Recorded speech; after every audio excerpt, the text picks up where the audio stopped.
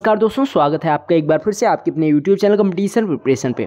I hope आप सारे बहुत अच्छे होंगे और अच्छे से पढ़ाई कर रहे होंगे। इस वीडियो में हम CGL के 7 दिसंबर यानी CGL 2022 के 7 दिसंबर थर्ड शिफ्ट का मैथ्स का सलूशन करने वाले हैं। ठीक है, आपको जिन लोग कमेंट कर रहे हैं कि मतलब बेसिक कई सारे क्वेश्चंस का मिस हो जा रहे हैं, तो भैया आपने हो सकता है कि हमारी ये सीरीज़ शुरू से नहीं देखी हो।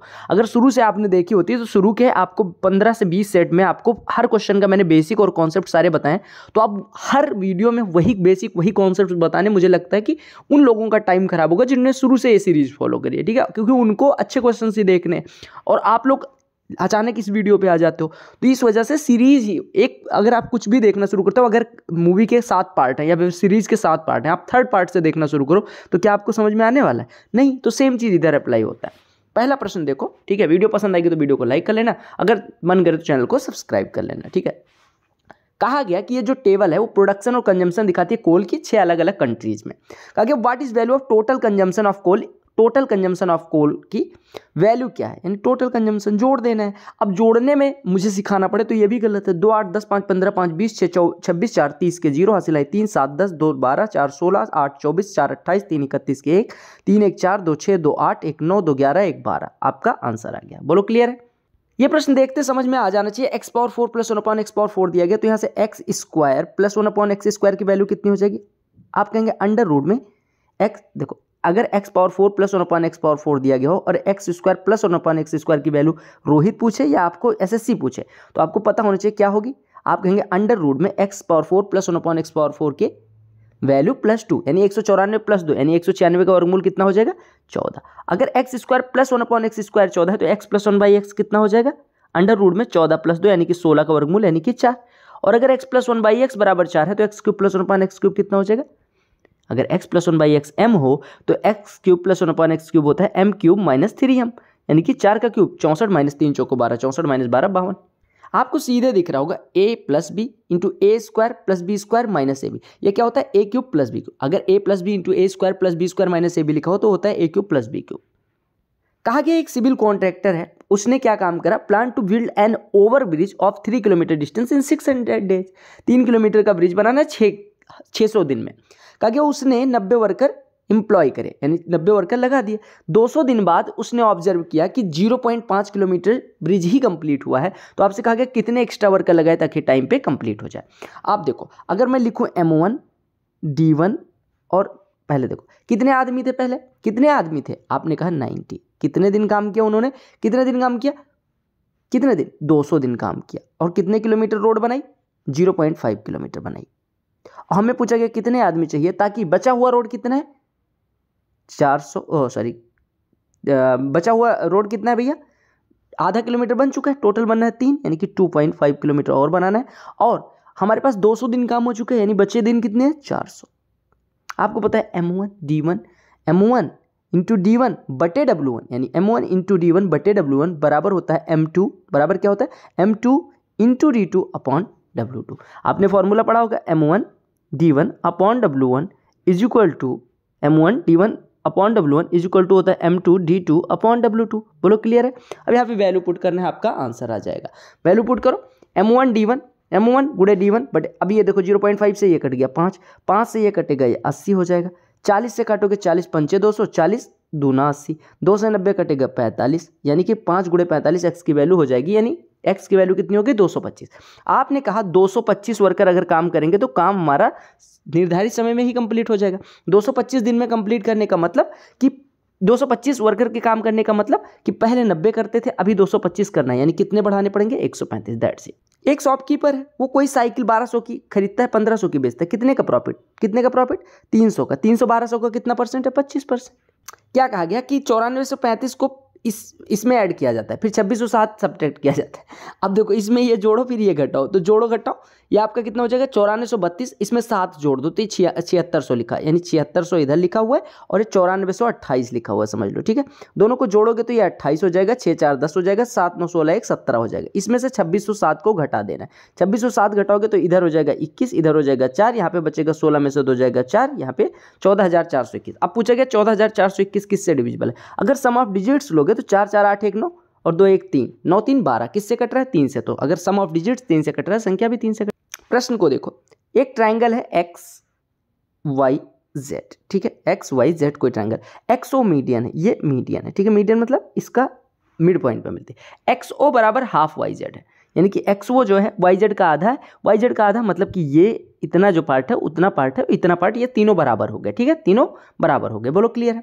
अब आपसे कहा कि वाई एक्स ओ जो है, वाई एक्स ओ कौन सा एंगल है, वाई एक्स ओ यानी ये वाला एंगल 30 डिग्री का है, ये कितने डिग्री का है, 30 डिग्री का, तो आपको एक्स वाई जेड की वैल्यू बतानी, कोई दिक्कत नहीं। अगर ये 30 का हो गया तो बाकी दोनों कितने कितने के हो जाएंगे भैया, देखो अगर ये देखो ये ट्रायंगल देखो छुटकू वाला, इसमें ये भुजा इस भुजा के बराबर है, तो इसके सामने का कोण इसके सामने के कोण के बराबर हो जाएगा, तो अगर वाई ओ के सामने का कोण 30 डिग्री है तो एक्स ओ के सामने का कोण यानी कि ये वाला कोण कितने का हो जाएगा, 30 डिग्री का, यही पूछा गया था। एलसीएम निकालना है आपको। मैंने एक चीज बताई कि अगर ए और बी दो संख्याएं और ए बी को पूरा पूरा काटता हो, यानी कि B is completely divisible by A, तो जो बड़ी वाली संख्या होगी वो क्या हो जाती है, एलसीएम, और जो छोटी वाली संख्या होती है वो एचसीएफ हो जाती है। यानी इनका एचसीएफ कितना हो जाएगा, छोटी वाली संख्या, एलसीएम पूछा जाएगा बड़ी वाली संख्या, क्योंकि ये इसका 2 गुना है। एक कॉपर का स्फीयर है जितना डायमीटर दिया गया 18 मीटर, कहा इसको सिलेंड्रिकल वायर में बनाया जाता है, सिलेंड्रिकल वायर लेंथ 12 मीटर की, तो रेडियस ऑफ वायर बताना। देखो अगर एक चीज़ को पिघला के दूसरी चीज़ बनाई जाती है तो वहाँ पे क्या कांस्टेंट होता है, आपका कांस्टेंट होता है वॉल्यूम। डायमीटर 18 मीटर यानी रेडियस कितनी हो जाएगी भैया, 9 मीटर। 4/3 पाई आर क्यूब होता है आपका वॉल्यूम, किसके लिए, किसके लिए, गोले के लिए। इससे हम क्या बना रहे हैं, इससे हम बना रहे हैं सिलेंडर। सिलेंडर का आयतन कितना होता है, पाई आर स्क्वायर एच। एच की लंबाई कितनी दी गई है, 12। बोलो क्लियर है। अब आपको यहाँ पे आर की वैल्यू निकालनी है, पाई से पाई कट गया, 9 का क्यूब 729, 3 से कटेगा 243 हो जाएगा, हो जाएगा नहीं हो जाएगा, 243 से 3 निकाल लो तो ये बचेगा कितना 81, और 3 4 में गुणा कर दो तो ये हो जाएगा 12, 12 से 12 काट दो, आर स्क्वायर बराबर 81, आर बराबर 9। कैलकुलेशन ऐसे करनी। कहा लंबाई और चौड़ाई को क्या किया जाता है, क्यूबॉइड के लिए 20% और 25% बढ़ा दिया जाता है, हाइट को 30% रिड्यूस कर दिया जाता है। तो आपसे कहा गया टोटल परसेंटेज वॉल्यूम में कितना चेंज होगा। देखो अगर वॉल्यूम की बात करें तो होता है लंबाई गुणे चौड़ाई गुणे ऊंचाई, इसमें 20% का वृद्धि, इसमें 25% की वृद्धि और इसमें 30% की कमी। यानी आप अगर बात करें तो अगर यहाँ पे मल्टीप्लाई है तो आप ऐसा मान सकते हैं कि 20%, 25% और 30% का रिजल्टेंट निकालना है। अब आप एक बात बताओ, 20% और 25% का रिजल्टेंट कितना हो जाएगा वृद्धि का, 20 + 25 + 20 × 25/100, यानी 20 25 45 और 5 और जुड़ जाएगा यानी कि 50। इनका रिजल्टेंट हो गया 50। ये क्या है, वृद्धि। और दूसरा क्या है, 30%, क्या है, घटोत्तरी। 50 और 30 का रिजल्टेंट कितना हो जाएगा, 50 - 30 - 50 × 30/100 यानी 15। तो 50 - 30 - 15 यानी कि 50 - 45 आपका 5% पॉजिटिव है, यानी 5%। फोर्थ प्रोपोर्शन की अगर बात की जाए तो 24 192 ऐसे लिखो, और 27 और x लिख लो। अब आप एक चीज़ देखो, आउटर टर्म्स का जो प्रोडक्ट होगा वही इनर टर्म्स का प्रोडक्ट होना चाहिए। अगर आप देखो 24 से काटोगे 192 को तो कितना बचेगा, 8। ठीक है, यानी कि आप देखो 24x बराबर, आपसे क्या मैंने कहा कि बाह्य पदों को गुणनफल यानी 24 × x बराबर हो जाएगा 192 × 27, 192 × 27। 24 से ये कटेगा कितना हो जाएगा, 8, यानी x बराबर कितना हो जाएगा, 8 × 27 यानी कि 216। ये बार ग्राफ जो है वो क्या दिखाता है, 6 ब्रांचेस का एक पब्लिशिंग कंपनी के लिए क्या दिखाता है, सेल्स। ठीक है, 2018 ब्लू वाला है, 2019 का रेड वाला है। क्योंकि what is average sales of all the branches for the year 2018, 2018 के लिए एवरेज बताना है, 2018 यानी कि ब्लू वाले के लिए। देखो इधर है 80, इधर है 75, 80 75 155, 155 5 160 और 90 250, 250 और 85, 250 और 50, ये 85 ही तो है, हाँ 250 और 85 कितना हो गया, 335, 335 और 75, 335 और 75 कितना हो जाएगा, 340 और 70 410, और 410 और ये कितना है, 70 है शायद, 410 और 70 480। अब 480 कितने सालों में भैया, 6 सालों में, तो एवरेज कितना हो जाएगा 480/6 यानी कि 80। देखो ये आपसे कहा गया जो बार ग्राफ है, नंबर ऑफ स्टूडेंट जो गेट एग्जाम में, जीमैट एग्जाम में, कैट एग्जाम में क्वालिफाई करते हैं उनका दिया गया। ठीक है, उनकी संख्या दी गई। अब आपसे कहा गया the percentage of student who qualified at least 1 exam in 2018 के लिए मिनिमम एक एग्जाम में क्वालिफाई होने वालों की संख्या। देखो आपको दिया गया ये वाला जो है, ये है जीमैट जो क्वालिफाई करते हैं, यानी कि 10,000 लोग ऐसे हैं जो जीमैट क्वालिफाई करते हैं। अब 10,000 से लेके 20,000 तक ये वाली जो संख्या है, ये ऐसी संख्या है जो क्या क्वालिफाई करते हैं, ये वाला कौन सा, कैट, फिर उसके ऊपर खड़ी खड़ी लाइन गेट, फिर उसके ऊपर नन। अब आप अगर देखें तो टोटल कितने स्टूडेंट हैं, आप कह रहे हैं टोटल है 55,000 स्टूडेंट। देखो यहाँ 55,000 तक ये अगर खंबा बड़ा है तो यानी 55,000 टोटल स्टूडेंट है। और इसमें पूछा गया एटलीस्ट वन यानी कि मिनिमम 1, तो मिनिमम 1 क्वालिफाई करने के लिए ये वाली जो संख्या यानी कि जो कोई नन एग्जाम क्वालिफाई करते हैं, यानी एक भी एग्जाम नहीं क्वालिफाई करते, वो घटा दो। तो 40 से लेकर 55 तक यानी 15 घटा दो, तो ये कितना बचा? 55 में से देखो ये 15,000 ऐसे हैं, देखो 40 से लेकर 55 तक ब्लैंक है, यानी कि ये 15,000 ऐसे हैं जो कोई एग्जाम नहीं क्वालिफाई करते। तो 15 अगर कोई क्वालिफाई नहीं करते यानी 40 क्वालिफाई करते हैं, तो 40 55 का कितना परसेंटेज निकाल लो, गुणे 100 लगा दो, 5 से काटोगे 11, 5 से कटेगा 20, 800 में 11 से डिवाइड करोगे तो 11 सत्ते 77 और 11 दूना 22, फिर बचेगा 80, 11 सत्ते 77, 72 पॉइंट्स। देखो जो पाई चार्ट दिया गया है वो दिखाता है 8 कंपनियां 21,000 टोटल टेलीविजन बेचती हैं और उसमें अलग अलग कंपनियों का अलग अलग परसेंट में दिखाएगा कि ये इतना परसेंट बेचती हैं। बोलो क्लियर है? अब आपसे क्या कहा गया, पी और डब्ल्यू का देख लिया आपने। अब मैं इसको थोड़ा जूम आउट करता हूँ, ठीक है, ताकि आपको ये ऊपर वाला ये पी है, ये डब्ल्यू है, ध्यान रखना। कहा कि J1 जो है वो average number of television sold by P and W. P और डब्ल्यू का टोटल कितना है? 23%। तो इनका एवरेज कितना हो जाएगा? 23/2%, 23/2, ठीक है। ये J1 की वैल्यू आ गई 23/2, ये हो गया J1 की वैल्यू, ठीक है। और J2 की वैल्यू कितनी है भाई साहब? QRSB, QRS और B, तो 17, 32, 3, 35, 35, 15, 50 और 17, 67/4 ये लिखा हुआ। अब इसको 2 से मल्टीप्लाई कर दो तो ये हो जाएगा 46/4। आपने कहा 67/4 और 46/4 का डिफरेंस कितना हो जाएगा? 21/4%, यानी कि इनका जो डिफरेंस था वही निकालना था। आपने कहा टोटल कितने बिकते हैं? 21/4% आपका डिफरेंस आ गया, और टोटल आपने कहा था 21,000 बिकते हैं। 21,000 का 1% कितना हो जाएगा? 210।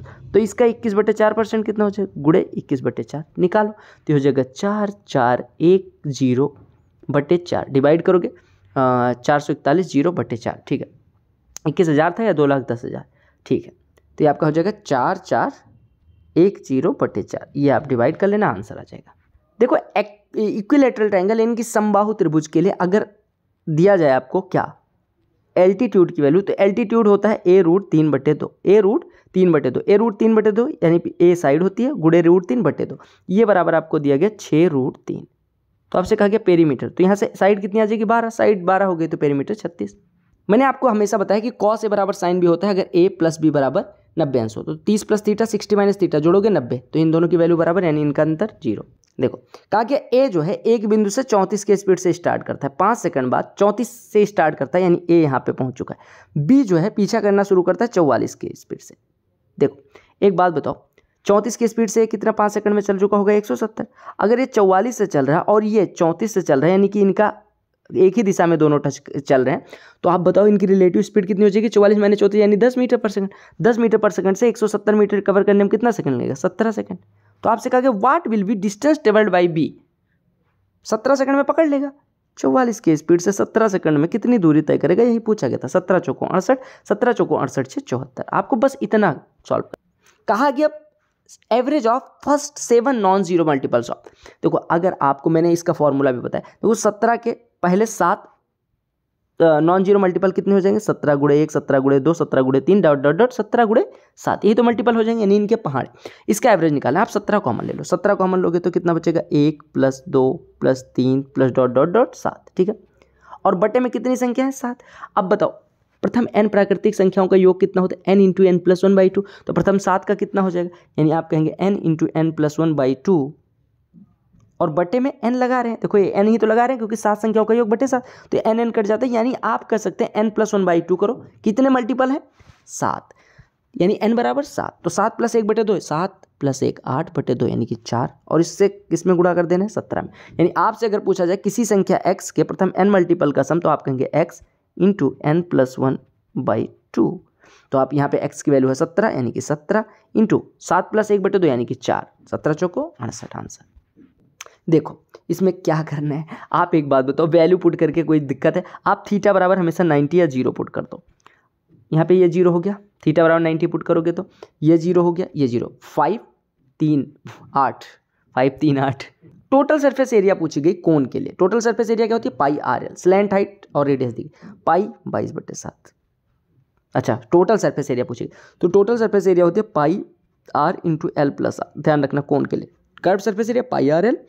और अब देखो πr यानी कि 22/7 गुणे रेडियस कितनी दी गई भैया? 14, तो 22/7 × 14, और 30 14 44। देखो 30 स्लैंट हाइट है यानी एल की वैल्यू 30 है और आर 14। अब 7 से कटेगा 2, 44 गुणे 44 यानी कि 1936 हो जाएगा। 44 गुणे 44 कितना होता है पता है ना? एक बार मैं देख ले रहा हूँ, मैं भूल रहा हूँ, बोलो क्लियर है? एक बार मैं देख ले रहा हूँ भैया। 441 गुणे, ठीक है, एकदम सही है। ठीक है, कहा गया कि वाट एनुअल इंस्टॉलमेंट 9600 रुपये को 5% पे 10% की रेट से सिंपल इंटरेस्ट पे अगर हमें चुकाना हो तो कितना रुपया हमें पे करना पड़ेगा। देखो 5 साल में हमें चुकाना है। ठीक है, वाट एनुअल इंस्टॉलमेंट डिस्चार्ज डेप्ट है 9600 रुपये का, 5 साल में 10% की रेट से चुकाना है तो कितना सिंपल इंटरेस्ट लगेगा। अच्छा, डिस्चार्ज ए डेप्ट ऑफ 9600 रुपये इन 5 ईयर्स एट 10% सिंपल इंटरेस्ट, बिल्कुल सही है। अब एक बात बताओ, 9600 रुपये हमारे पास डेप्ट था, हमें अमाउंट कितना पे करना है 9600। अब आपको इंस्टॉलमेंट सिंपल इंटरेस्ट पे होती है 100 गुणे अमाउंट जो लोन है बटे 100 गुणे अमाउंट बटे 100 into t plus r into t minus 1/2। ये सिंपल इंटरेस्ट वाला होता है। वैल्यू पुट करते जाओ, 100 इंटू 9600 यानी कि 9600 के बाद 2 जीरो लगा दो, बोलो क्लियर। 100t यानी कि कितने सालों का 500 यानी ये लिखा हुआ है 500, ये कट गया। आर 10% और 5 इंटू 4 बटे 2 20/2 यानी कि ये 100 लिखा हुआ है। बस अब आपको रेड वाले को ध्यान देना है, ब्लैक वाले को हटा देना है। ठीक है, ये इसको हटा देना है, सॉरी ब्लैक वाले को ध्यान देना है, रेड वाले को हटा देना है। ये आपका लिखा हुआ है, इसी को सॉल्व करो फटाफट। अब मैं ऐसे सॉल्व करवाऊंगा, चलो फटाफट बताओ। 1 0 500 और 100 कितना हो गया 600। 600 से इसमें डिवाइड करेंगे 2 जीरो कट जाएगा, 9600 बटे 60 यानी कि कितना हो जाएगा, समझ आया ना?